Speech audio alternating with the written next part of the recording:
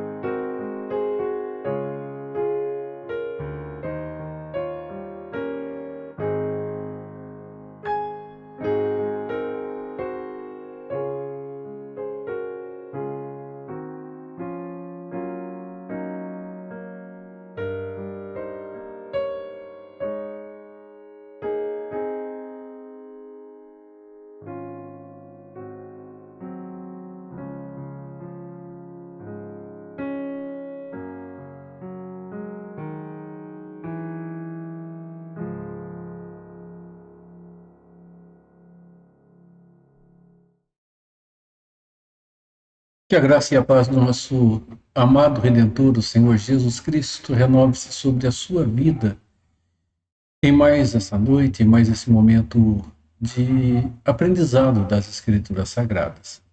Que Deus continue a renovar sua família, seu lar, a renovar o seu dia a dia, as lutas e desafios que você tenha enfrentado.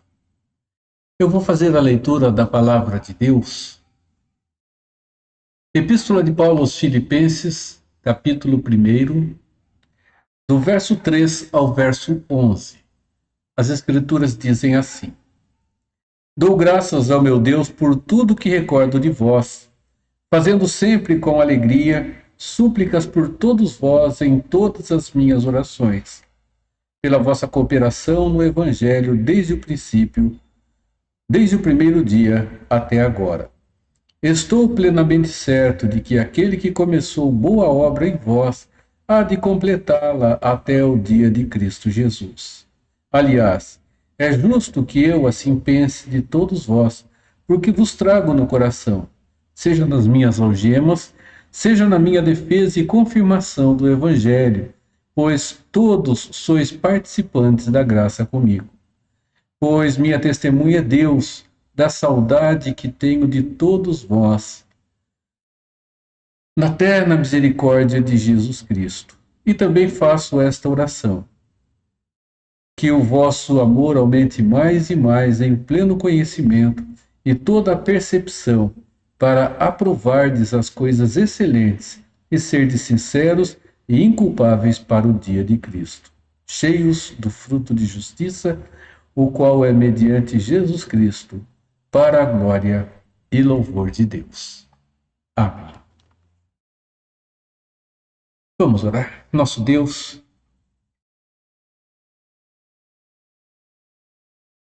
que sejamos mais e mais a cada instante aprimorados na Tua palavra, para desfrutarmos, Senhor, do que de fato é o propósito da nossa vida. Glorificar o Senhor através de um relacionamento mais íntimo com o Senhor. Fazer isso através dos meios que o Senhor nos deixa. É a nossa conversa com o Senhor, como estamos agora. E Deus amado, a Tua santa palavra, alimento, Senhor, rico, precioso e único para as nossas vidas. Abençoe a nossa vida, o nosso lar, nossa família, os nossos familiares. E te somos gratos porque o Senhor tem sido misericordioso com as nossas vidas. O Senhor tem sido bondoso conosco e tem nos ajudado muito nas horas difíceis que temos enfrentado, Pai. Obrigado, Senhor. Agradecemos e fazemos isto orando em nome de Jesus, o nosso Redentor. Amém. Vamos louvar ao nosso Deus e voltamos para o estudo da palavra do Senhor.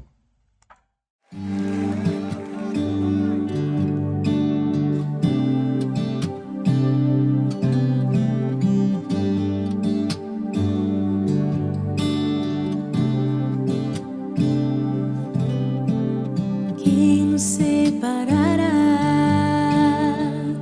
do amor de Cristo? Será tribulação, angústia ou perseguição, fome ou nudez, perigo ou espada? Quem nos separará do amor de Cristo? Eu estou bem certo de que nem morte, nem vida, nem anjos, nem principados, nem coisas do presente, nem do porvir, nem poderes, nem alturas, nem profundidade, nem qualquer outra criatura poderá nos separar do amor de Deus que está em Jesus Cristo, nosso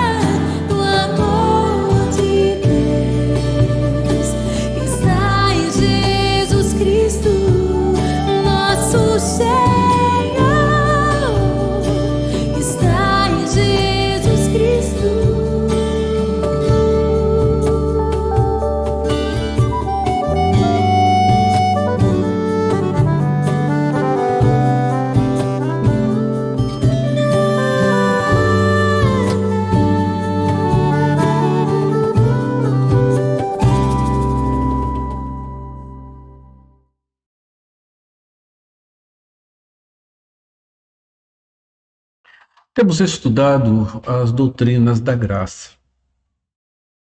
Temos falado sobre a depravação humana, sobre a eleição incondicional, sobre a expiação limitada, sobre a irresistível graça de Deus e sobre a preservação ou a perseverança dos santos.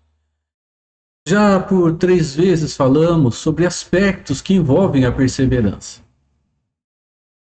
No último estudo, nós falamos um pouco sobre o pensamento que há no meio reformado, na maneira como nós vemos e entendemos um texto como Hebreus 4, de 4 a 6.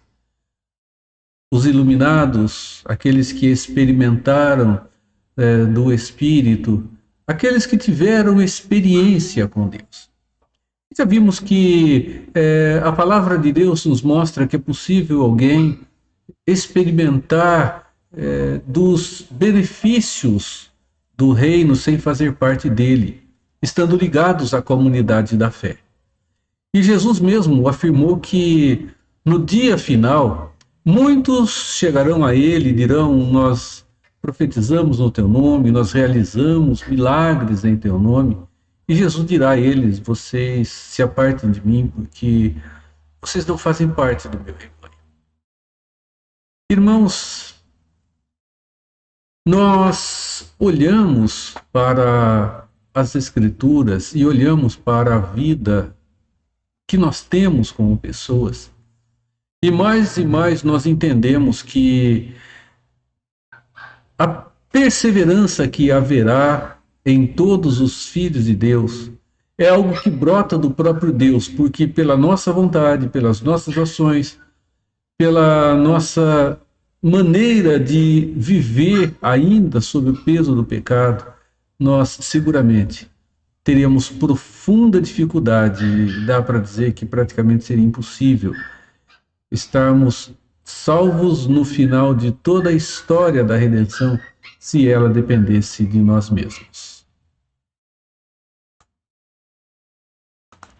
Nós vamos continuar falando ainda um pouquinho sobre a perseverança dos salvos ou a preservação daqueles que são os filhos de Deus. 2 textos das Escrituras eu quero tomar de início para o nosso estudo desta noite. Apocalipse 3, verso de número 5. Palavras ditas pelo Senhor Jesus, e ali diz assim: o que vencer será vestido de vestiduras brancas, e de maneira nenhuma riscarei o seu nome do livro da vida, e confessarei o seu nome diante do meu Pai e diante dos seus anjos. O outro texto é o texto de Filipenses 4:3, que diz assim: a ti, fiel companheiro de jugo, também peço que as auxilies, pois juntas se esforçaram comigo no Evangelho, também com Clemente e com os demais cooperadores meus, cujos nomes se encontram no livro da vida. O livro da vida. O texto de Apocalipse, ele se refere ao livro da vida, e é o mesmo livro que o apóstolo Paulo faz menção aqui no capítulo de número 4. E o capítulo 3 do livro do Apocalipse, ele diz o seguinte: de maneira nenhuma arriscarei o seu nome do livro da vida. É possível Deus riscar o nome daquele que teve o seu nome escrito no livro da vida? É possível que isso aconteça? Nós vamos analisar um pouco esse pensamento, esse aspecto, e vamos chegar a uma conclusão. John MacArthur ele disse o seguinte: Cristo promete a todo cristão verdadeiro que ele de maneira nenhuma riscará o seu nome do livro da vida, mas o confessará diante de meu Pai e diante dos seus anjos. É um comentário ao texto de Apocalipse 3:5, que vimos ainda há pouco. Temos o que parece ser uma metáfora, e essa metáfora ela vai ser encontrada tanto no Novo como no Velho Testamento, que é a metáfora de um livro onde nomes estão escritos, onde nomes estão registrados. E essa metáfora do livro da vida fala de um livro onde os nomes das pessoas que estão salvas em Cristo Jesus estão escritos. É evidente, é um pouco difícil pensarmos aqui no livro físico, num livro como qualquer livro que temos diante de nós, um livro que está ali dentro, o nome de cada pessoa que está salva. Mas isso nos dá a visão de que Deus tem seguramente o nome de todos eles listados na sua presença. É possível, meus irmãos, que esses nomes sejam algum dia tirados dessa lista, tirados desta relação? Nós estudamos já um pouco de duas posições que se referem à redenção. Uma posição que fala da segurança dela, uma outra que diz que essa segurança ela existe também, mas firmada em laços que são laços que firmam-se sobre a perseverança pessoal e sobre as atitudes pessoais que darão então a segurança, darão a garantia da salvação no momento final. Diante de posições que afirmam que a salvação ela pode ser conquistada por nós podemos chegar a ela e conquistá-la, também nós temos o contraponto. Aquilo que nós podemos conquistar, também podemos perder. Surge para a maioria das pessoas, então, a possibilidade de que se a pessoa pode conquistar a salvação e pode perder a salvação, o seu nome pode ser riscado do livro da vida. Deus pode, usando uma expressão aqui de um borrachão, não é? Deus pode apagar o nome. A expressão de Apocalipse é diferente, né? Fala em riscar. Riscar seria tornar sem efeito o nome que está ali, torná-lo nulo, torná-lo de forma que, mesmo que ele esteja escrito ali, ele já não faz parte mais daquela relação e daquela lista. Então o termo apagar aqui, ele cabe como uma ideia, cabe como um conceito. Salvação. Nós estudamos ainda alguns estudos atrás. Nós vemos que a salvação é uma questão de sinergismo ou de monergismo. Quer dizer, quanto da graça de Deus é necessária para que a salvação do Deus Todo-Poderoso se realize? Quanto dessa graça ela se faz necessária? Vamos voltar às definições sobre monergismo e sobre sinergismo. Primeiro, sinergismo é composto por duas expressões. Sim, mais ergon. Sim significa com e ergon trabalho. Então, sinergismo, resumidamente, significa que duas ou mais pessoas trabalham juntas para realizar uma ação. Elas são concorrentes no sentido de trabalharem juntas para chegar ao fim que se objeta, que se quer, que se deseja dentro de uma obra que está sendo realizada. Por outro lado, nós vamos ver que o monergismo caminha numa direção diferente. Então, quanto à salvação, o sinergismo afirma que a salvação ela depende tanto do homem quanto de Deus. Significa que o homem trabalha junto com Deus para que a salvação aconteça, para que a salvação se realize. Já no monergismo, mono, né, que vem da origem à palavra mono, que significa um, e ergon, trabalho, uma obra. Então, unindo essas duas expressões, que vai redundar, vai terminar, culminar ali na palavra monergismo, nós temos um sentido um pouco diferente do sinergismo. Significa que apenas uma pessoa trabalha dentro da obra que está sendo realizada. Resumidamente, então, significa que quanto à salvação, somente Deus está operando, somente Deus está trabalhando para que ela aconteça. Então, a salvação, ela é uma questão ou é sinergista ou monergista. Ou o ser humano trabalha com Deus para que ela aconteça, ou então Deus trabalha sozinho. E dessa forma, nós temos então esses dois pontos. Quanto da graça de Deus é necessária para que a salvação aconteça? Tomás de Aquino, ele resumiu de uma maneira muito própria essa situação. E ele resumiu da seguinte forma: a questão pode ser resumida assim: a graça da regeneração é graça operativa ou cooperativa? A graça da redenção é uma graça que opera sobre a vida do homem ou é uma graça que coopera com o homem para que ela aconteça, dando a ele condição ou mesmo provendo para que ele realize uma obra em sua vida?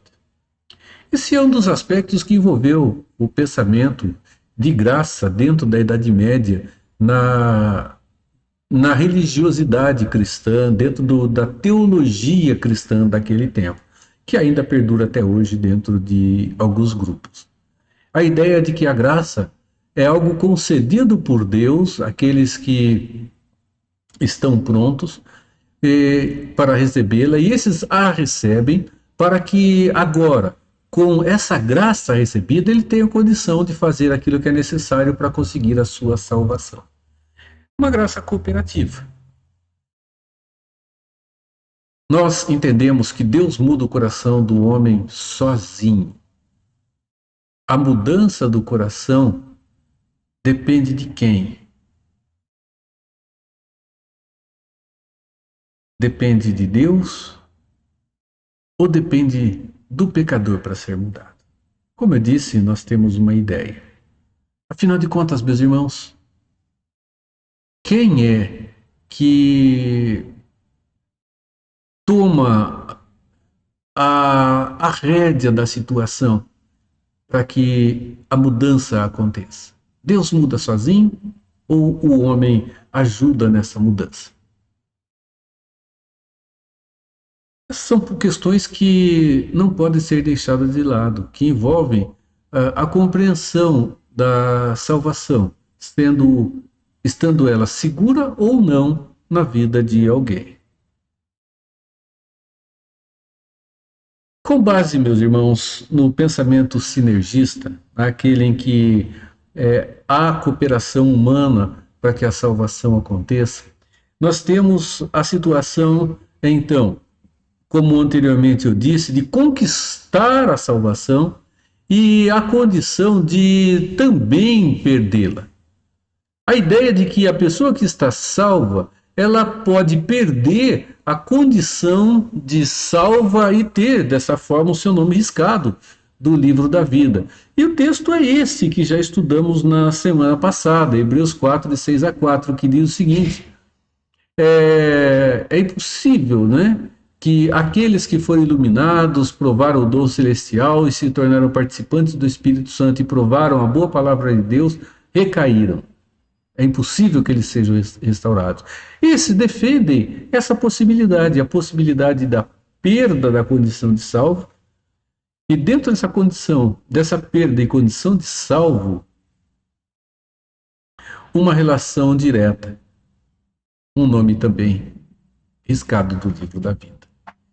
Nós temos um texto em Êxodo 32, de 31 a 33, que diz o seguinte: tornou Moisés ao Senhor e disse: ora, o povo cometeu grande pecado, fazendo para si deuses de ouro. Agora, pois, perdoa-lhe o pecado.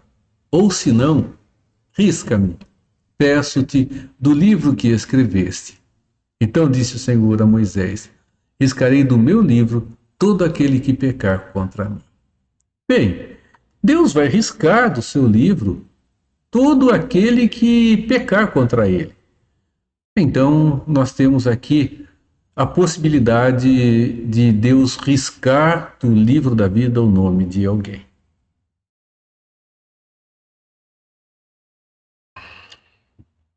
Será que esse deve ser o entendimento de Êxodo 32, verso 32 e 33 principalmente? Jorge Eldo Led, ele afirma o seguinte, que o texto de Deuteronômio, o texto de Apocalipse, o texto de Filipenses, eles falam da mesma coisa. São 3 textos que falam do mesmo livro. O livro de Apocalipse, quando Jesus afirma que não riscará o nome do livro da vida, o livro da vida que aparece em Filipenses 4:3, quando Paulo afirma, né, que o nome daquelas pessoas estão escritos no livro da vida, os 2 textos falam do livro que Deuteronômio, que Êxodo também fala. Já o John MacArthur, ele tem uma posição um pouco diferente.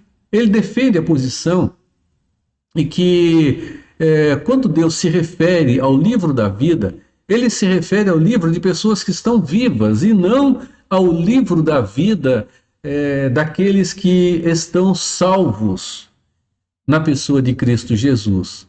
Ele diz, argumentando sobre o Salmo 69, verso 27 e 28, ele faz essa afirmação. E o Salmo diz o seguinte: soma-lhes iniquidade à iniquidade, e não gozem da tua absolvição. Sejam riscados do livro dos vivos e não tenham registro com os justos. Associando esses 2 textos, de Êxodo e o do Salmo 69, a ideia de que se está falando aqui de um livro onde Deus estaria figuradamente com o nome das pessoas que estão vivas agora. E que haveria um determinado momento em que elas não estariam presentes junto com aquelas que expressam e manifestam confiança em Deus. Seriam mortas aqui. Não está se referindo à salvação futura, à salvação eterna. Esse livro dos vivos refere-se àqueles que estão vivos, não é? Segundo o MacArthur. Vejam esta afirmação. Nos dias de João, uma citação de John MacArthur Jr. Nos dias de João, os governantes mantinham um registro dos cidadãos da cidade. Se alguém morresse ou cometesse um crime sério, seu nome era riscado desse registro. Cristo, o Rei do Céu, promete jamais riscar o nome de um cristão verdadeiro do rol daqueles cujos nomes foram escritos desde a fundação do mundo no livro da vida do Cordeiro que foi morto. O que MacArthur afirma, a argumentação dele, é de que há 2 livros. Um livro que registra a vida de todas as pessoas no tempo em que aqui estão. E que vai chegar um momento em que haverá morte e esses nomes serão retirados desse livro. Particularmente olhando para o povo de Israel, naquele momento quando provocaram a Deus com um ato de idolatria, construindo um bezerro de ouro. Irmãos, os 2 pensamentos, eles são pensamentos que se dividem junto com outros estudiosos das Escrituras Sagradas. Há uma nota teológica na Bíblia de Estudo de Genebra que pode nos ajudar.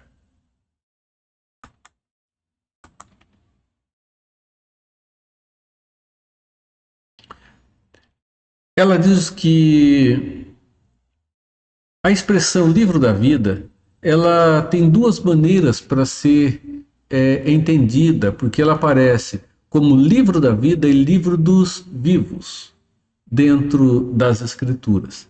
E nós vamos encontrar uma expressão usada no Velho Testamento e outra usada no Novo Testamento. Então, no Novo Testamento, a expressão ela é usada sempre tendo referência à salvação. A salvação eterna tem referência àqueles que estarão perseverando e que perseverarão até o final da sua vida e serão encontradas fiéis no dia em que Cristo voltar e estabelecer o julgamento. Já no Velho Testamento, o sentido aparece de forma diferente. Aparece com uma lista de nomes que podem ser riscados. Esses nomes que podem ser riscados e esses nomes que não podem ser riscados trazem uma divergência de entendimento quanto ao uso dessas expressões. Quando os nomes são escritos no livro, quando é que isso acontece? O nome é escrito no livro quando as pessoas recebem a Jesus como seu Salvador ou antes da fundação do mundo? Você talvez já tenha pensado nessa pergunta, já tenha se feito essa pergunta. Afinal de contas, o livro da vida registra que há nomes lá. Esses nomes foram escritos quando alguém recebeu a Jesus como seu Salvador ou o nome já estava escrito antes de Deus ter criado todas as coisas? Irmãos, os nomes de todos estes filhos de Deus, de todas essas pessoas que serão salvas no final, elas foram escritas no livro da vida desde a fundação do mundo, desde que Deus criou todas as coisas. Isso indica que essas pessoas, elas foram predestinadas para a salvação. E isto é algo que se torna seguro, porque é um ato decretivo do Deus Todo-Poderoso. Significa que a salvação dessas pessoas está garantida e não falhará o que Deus determinou com relação a esses que são os fiéis. Vejam o livro de Apocalipse, capítulo 17, verso 8, na segunda parte dele. E aqueles que habitam sobre a terra, cujos nomes não foram escritos no livro da vida desde a fundação do mundo, se admirarão vendo a besta que era e não é, mas aparecerá. Os nomes dos salvos, eles foram escritos antes que o mundo fosse criado. E esse livro, ele é para nós uma promessa ou ele se torna uma ameaça? Veja que dependendo da maneira como nós observamos, ele vai se tornar uma promessa, segurança. Dependendo da forma como nós viemos a enxergá-lo, ele será para nós uma ameaça.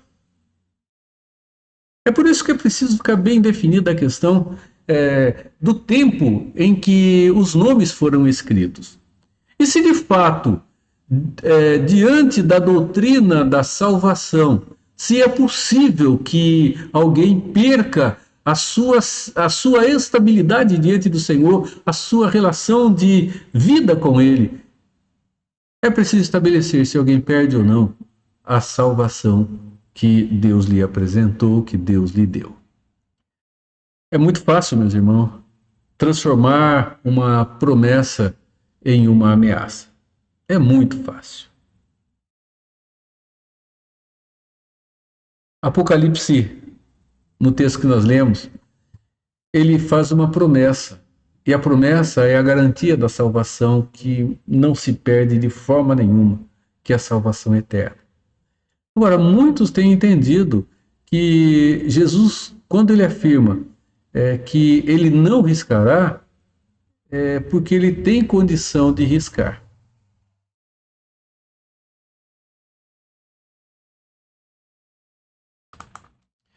É muito interessante essa visão, porque não é tão estranho nós olharmos para aquilo que é, em tese, possível e afirmar que pode acontecer. Isso é usado com relação a Deus. Deus pode. Se Deus pode, então ele fará. Nem tudo que Deus pode fazer, ele fará. E não é porque pode que estará acontecendo. Não é porque ele pode que ele se obriga a fazer. De certa forma, quando nós vemos Jesus afirmando que não riscará o nome do livro da vida, nós não podemos ali inferir que se ele diz que não poderá, que não riscará, que ele pode riscar. Irmãos, é tornar uma expressão mais ampla do que ela está se mostrando dentro do próprio texto. O que Jesus afirma é que há uma promessa, essa promessa é uma segurança. E essa segurança, ela é a garantia de que aqueles que estão com o Senhor não perderão a sua condição, estarão salvos. Seus nomes não serão apagados ou riscados. Não haverá possibilidade de estarem fora daquela lista. Aqueles que seus nomes no final não constarão no registro do livro da vida, tiveram seus nomes escritos no livro dos vivos, simplesmente, mas não receberam o registro no livro da eterna salvação. Bem, o nome não está lá, não é porque foi apagado, é porque ele nunca foi escrito. Nossa segurança, meus irmãos, ela não está em nossa condição para fazer alguma coisa, em nossa condição para conseguir alguma coisa, em nossa condição para podermos manter firmes a nossa fé de forma que nós nunca escorregaremos dela. Sabemos, meus irmãos, que aqueles que estão firmes na fé, aqueles que são de Deus de fato, esses podem até mesmo temporariamente afastarem-se da comunhão com o povo de Deus, podem até mesmo tomar uma atitude de rebeldia contra Deus. Mas, irmãos, estejam certos de que isso será temporário. No entanto, aqueles que não têm a graça de Deus sustentando-os, porque Deus, na sua graça em Cristo Jesus, os transformou, esses, meus irmãos, apostatarão da fé, abandonarão a fé, irão embora blasfemando, irão embora indignados, irão embora, como diz João. Esses que foram porque e ficaram porque nunca foram dos nossos. Aqueles que não são os verdadeiros discípulos de Jesus, vai chegar um dia que eles se cansarão da vida religiosa. Eles se cansarão, mesmo tendo vivido, desfrutado e sido abençoados dentro da comunidade da fé. Mas serão sufocados, serão atraídos, deixarão e abandonarão, de fato, essa fé temporária e externa que viveram. E ela não fará sentido mais para as suas vidas. Eu quero terminar com um texto da palavra de Deus, aí em Romanos, no capítulo 8. Nós vamos ler aqui para terminar. Ele diz assim: sabemos que todas as coisas cooperam para o bem daqueles que amam a Deus, daqueles que são chamados segundo o seu propósito. Porquanto aos que de antemão conheceu, também os predestinou para serem conformes à imagem de seu Filho, a fim de que ele seja o primogênito entre muitos irmãos. E aos que predestinou, a esses também chamou. E aos que chamou, a esses também justificou. E aos que justificou, a esses também glorificou. Que diremos, pois, à vista dessas coisas? Se Deus é por nós, quem será contra nós? Aquele que não poupou o seu próprio filho, antes por todos nós o entregou, porventura não nos dará graciosamente com ele todas as coisas? Quem intentará acusação contra os eleitos de Deus? É Deus quem os justifica. Quem os condenará?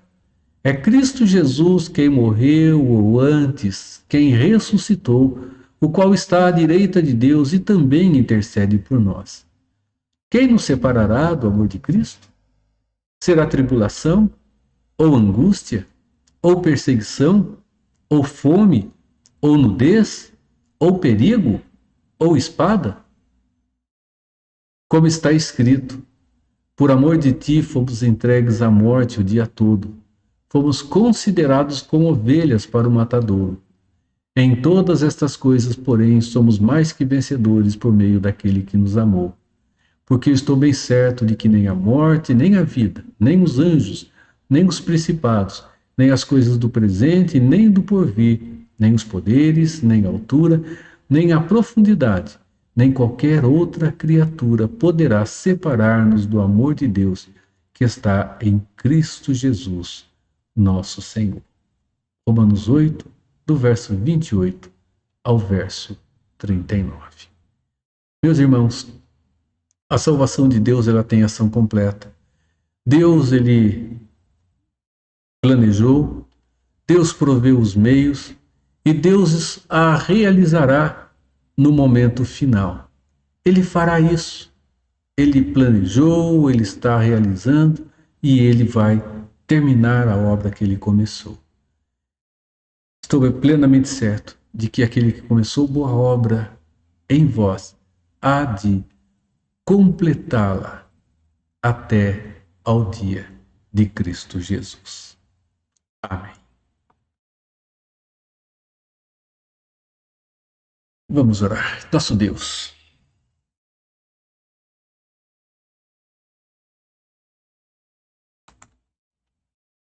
nós te somos gratos, Pai, porque nada nos separará do amor que o Senhor tem para conosco. E o Senhor em Cristo nos tornou pessoas mais do que vencedoras, e nós agradecemos por isso. Porque não depende de nós, não é a nossa vontade, não é o nosso querer, não é a nossa persistência, não é a nossa força. Mas é, Senhor, a fidelidade do Senhor cuidando de cada um de nós, mantendo-nos em pé e conduzindo-nos a Deus em direção a semelhar-nos mais e mais da pessoa do teu Filho amado Cristo Jesus. Obrigado, Senhor. Obrigado porque temos a certeza e a segurança de que na eternidade passada o Senhor escreveu o nosso nome no livro da vida. E porque os nomes estão escritos lá, no tempo, o Senhor tem chamado a cada um. O Senhor tem resgatado a cada um. O Senhor tem redimido a cada um daqueles que o Senhor escolheu. Aqueles que o Senhor destinou a uma vida com o Senhor no amanhã que estará a acontecer. Uma vida com o Senhor no porvir. Obrigado, Senhor, porque tudo nós compreendemos mais e mais. É parte de um plano maravilhoso, um todo, onde lá atrás o Senhor escolhe, lá atrás o Senhor lista todos aqueles que serão no amanhã o seu povo. E o Senhor proveu os meios, está operando a obra da redenção. E o Senhor mesmo haverá de concretizar. O Senhor começou boa obra e vai completá-la até o dia final, em Cristo Jesus. Amado Deus, é em nome dele que nós oramos. É em nome dele, Pai, que em gratidão nós te buscamos nesse instante. Para a honra e glória do teu nome. Na autoridade no nome de Cristo Jesus. Amém. Meus irmãos, que a graça de Jesus Cristo, o amor de Deus, o nosso Pai, e a comunhão do Espírito Santo seja com a sua vida, seja com todo o povo de Deus, agora e por todo sempre. Amém. Encerramos, meus irmãos, com mais um hino.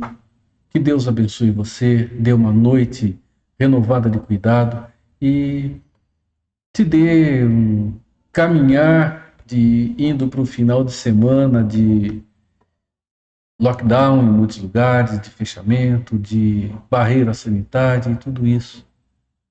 Mas que junto da sua família, junto das pessoas que estão aí com você, você tenha um final de semana rica e profundamente abençoado. Que Deus te renove em Cristo Jesus. Amém.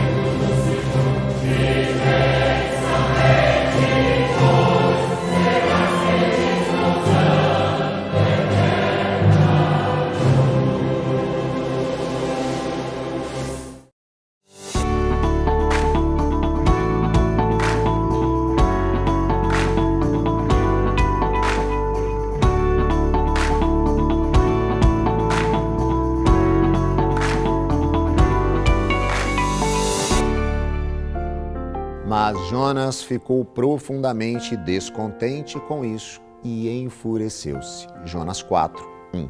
O acontecimento em Nínive, em que o povo conhecido por sua violência se rende a Deus, deveria deixar Jonas contente por ter sido o anunciador da mensagem que levou à transformação dos ninivitas, não é mesmo? Qualquer pastor, missionário, qualquer discípulo de Jesus que compreende a sua missão de proclamar o Evangelho, ficaria plenamente feliz ao ser usado daquela maneira. Concorda comigo? Porém, não é isso que acontece com Jonas. Ele fica descontente e se enfurece, pois estava cego por sua religiosidade. Assim como acontece entre o povo de Israel, Jonas se havia esquecido que a aliança estabelecida por Deus lá atrás com Abraão e sua descendência era para que eles fossem luz, bênção para todas as nações. Todavia, o povo de Israel se apropria dessa bênção e se esquece de sua responsabilidade de compartilhá-la. Por isso, Jonas se enfurece ao ver a graça de Deus derramada sobre outros povos.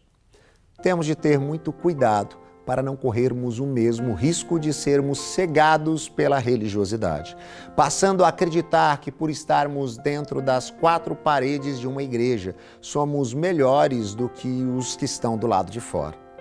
Precisamos ter sempre em mente que aquele que nos alcançou pode e vai alcançar aqueles que ainda estão do lado de fora. E o nosso papel é o de sermos anunciadores dessa maravilhosa graça.